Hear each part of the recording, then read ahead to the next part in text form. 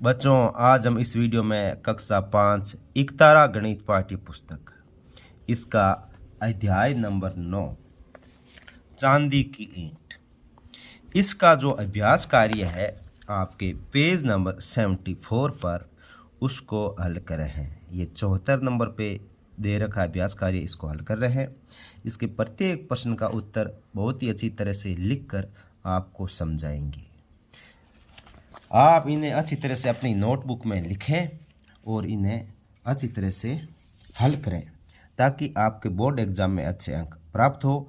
Board exam से संबंधित जो भी महत्वपूर्ण पेपर आएंगे सभी विषयों के, हिंदी, अंग्रेजी, पर्यावरण, गणित, सभी के अपलोड कर दिए जाएंगे इस चैनल पर। जैसे ही हमारे पास पहुंचेंगे तो आप क्या करें, उन अभ्यास प्रश्न पत्रों को अच्छी तरह से देखें और प्रैक्टिस करें। और आज हम इसका ये अध्याय 9 का चांदी की ईंट अभ्यास कार्य है, इसको हल कर रहे हैं। देखिए, रिक्त स्थान की पूर्ति कीजिए। 1 नंबर, 10 बराबर भागों में बंटी कागज की एक पट्टी का प्रत्येक भाग कहलाता है। यानी किसी को 10 बराबर भागों में बांटते हैं तो उसका एक जो भाग है वो दशांश कहलाएगा। दशांश कहलाएगा। फिर इसका क्वेश्चन नंबर पहले का जो 2 नंबर रिक्त स्थान है, 1 सेंटीमीटर का 10वां भाग होता है। 1 सेंटीमीटर का 10वां भाग 1 मिलीमीटर होता है। 1 मिलीमीटर होता है। इसके बाद में 100 बराबर खानों में बंटे ग्राफ के पेपर का एक खाना कितना होगा। अगर किसी को 100 बराबर भागों में बांटेंगे तो एक भाग होगा वो शतांश कहलाएगा। शतांश।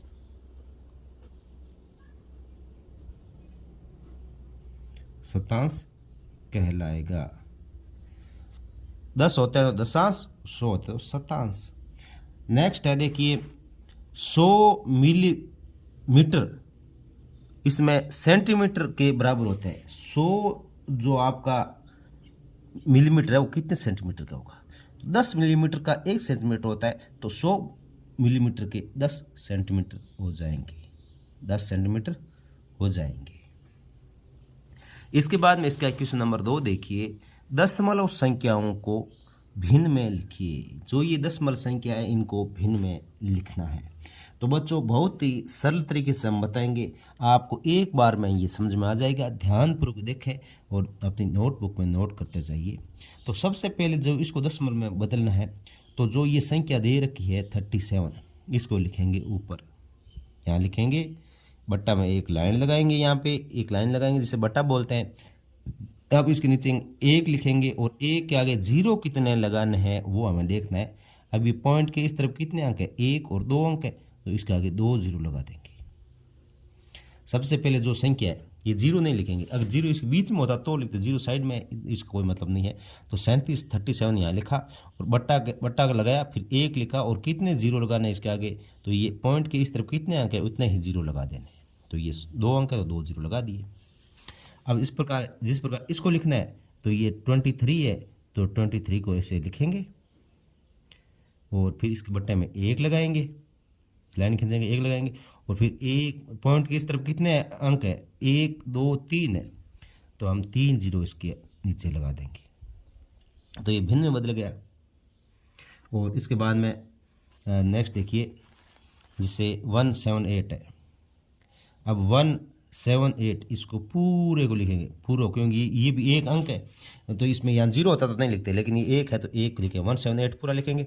अब बट्टा में 1 लगाएंगे और फिर देखो पॉइंट की इस तरफ कितने ये अंक है, 2 है तो 1 और 2 है तो इसके नीचे 2 0 लगा देंगे। तो ये भिन्न बन गई। इस प्रकार इसके आगे 28 है तो 28 का 28 लिखेंगे और बट्टा में 1 लगाएंगे और फिर पॉइंट के इस तरफ 2 अंक है, 1 2 तो 2 0 लगा देंगे। ये आपकी भिन्न में चेंज हो गई। इसके बाद में इसका क्वेश्चन नंबर 3 देखिए, दी गई भिन्न को दशमलव संख्या में लिखिए। यानी इस भिन्न को दशमलव संख्या में लिखना है। तो दशमलव संख्या में लिखने के लिए क्या करेंगे, जैसे ये 6, तो हम 6 को यहाँ पे 6 ही लिखेंगे। पहले 6 लिखेंगे। अब इसकी बट्टा में कितने हैं 10, और 10 में 0 कितना है 1, 10 में 0 1 ही होगा। तो अब यहाँ से 1 के बाद में पॉइंट लगा देंगे, ये 1 ही अच्छा है, इसके बाद यहाँ पॉइंट लगा देंगे और आगे 0 लगा देंगे। अब इसके बाद में इसको क्या करना है, इसको दशमलव में चेंज करना है।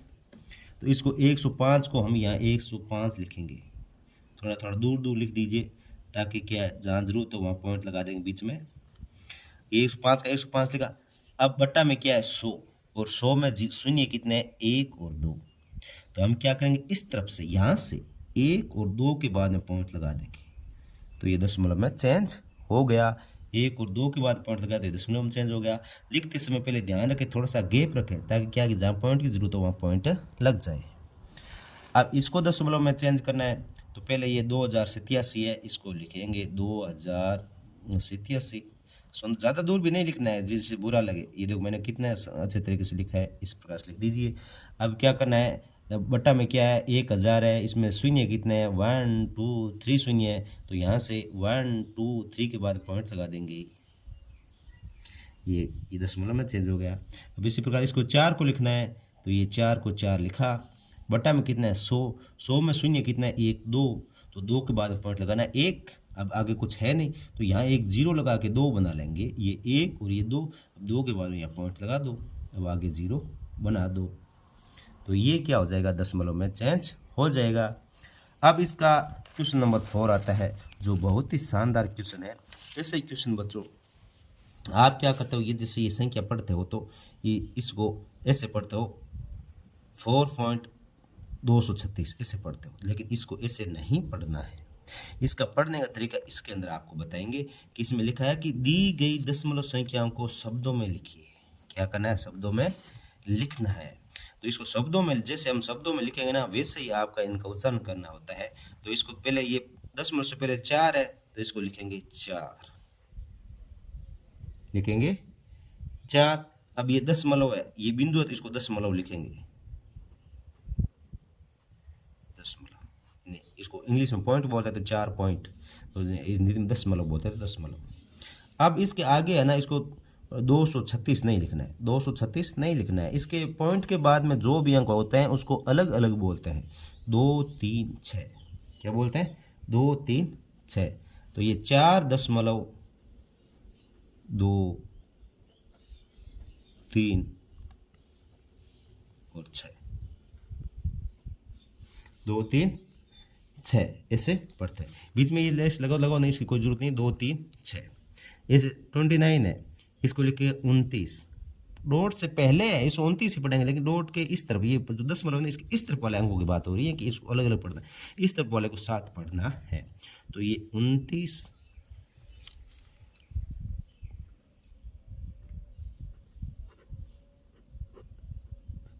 दशमलव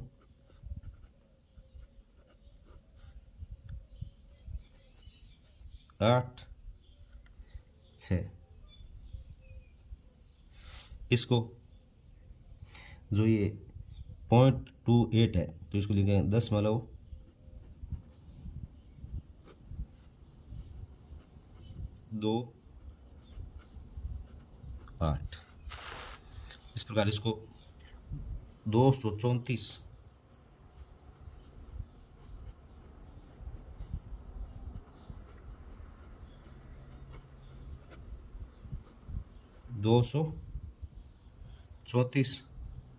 दशमलव और फिर क्या है इसके आगे 007 है, 007।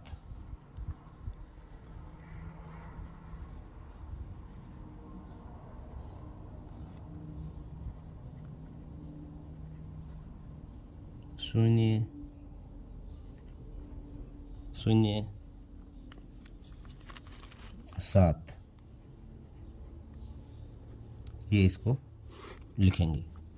234 0.007।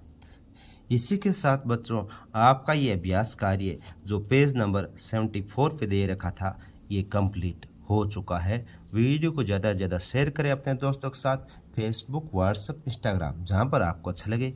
धन्यवाद आप सभी का।